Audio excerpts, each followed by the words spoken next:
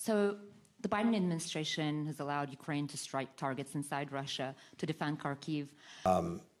Over the past few weeks, Ukraine came to us and asked for the authorization to use weapons that we're providing to defend against this aggression, including against Russian forces that are massing on the Russian side of the border and then attacking into Ukraine. That went right to the president, and as you've heard, he's approved the use of our weapons for that purpose. Going forward, we'll continue to do what we've been doing, which is, as necessary, adapt and adjust. And that, as I said, has been a hallmark of our engagement. It will continue to be. Your colleague, USAID Administrator Samantha Power, who's an expert on genocide. As I've also said many, many times, we want to make sure that we're proceeding deliberately as well as effectively.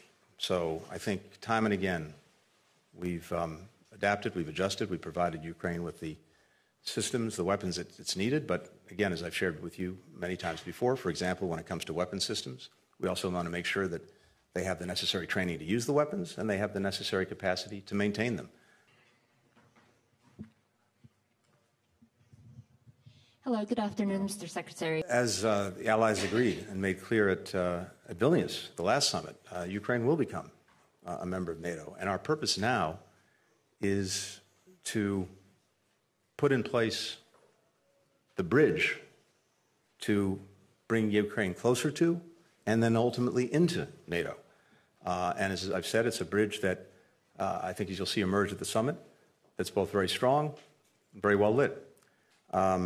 There will be a robust package of support for Ukraine at the summit, a package that strengthens NATO's cooperation and support for Ukraine, that advances Ukraine's integration into NATO, tangible steps that will increase NATO's role in helping Ukraine build a future force, one that can deter and defend against aggression. Does that give you any pause about how the Biden administration has responded to another court of law?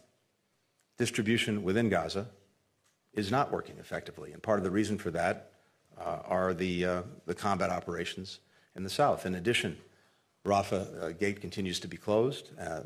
President Biden secured an agreement with Egypt and with Israel to make sure that goods could go through Kerem Shalom, including goods coming from Egypt, but Rafah remains closed, and that's a real problem. So the focus that we have, continue to have, and are working on intensely every day, is, again, making sure that we're not just measuring inputs, we're measuring impact. And yes, the impact remains insufficient in terms of addressing the acute needs of children, women, and men in Gaza.